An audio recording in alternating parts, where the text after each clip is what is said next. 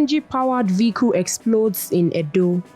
In a shocking incident at NIPCO filling station in Aduwawa, Benin, Edo State, a CNG-powered vehicle explosion has left 3 people severely injured. The incident occurred on Wednesday, leaving the community shaking and raising concerns about CNG safety protocols. According to an anonymous attendant at the station, who spoke to The Punch, the victims include a motorist with eye injuries, a woman with severe abdominal trauma, another individual whose foot was amputated due to the blast. All 3 received treatment at the University of Benin Teaching Hospital in Ogbowo. The explosion has been traced to a faulty cylinder, reportedly fabricated by a welder without proper authorization. Sources indicate that the welder has since turned himself into local authorities. Eyewitnesses describe a chaotic scene as the explosion occurred while vehicles were queuing to refill their cylinders. The blast impact was severe enough to cause life-altering injuries to those nearby. Heightened safety measures are being implemented at the station in response to the incident. Technicians are now inspecting cylinders before allowing vehicles to refill,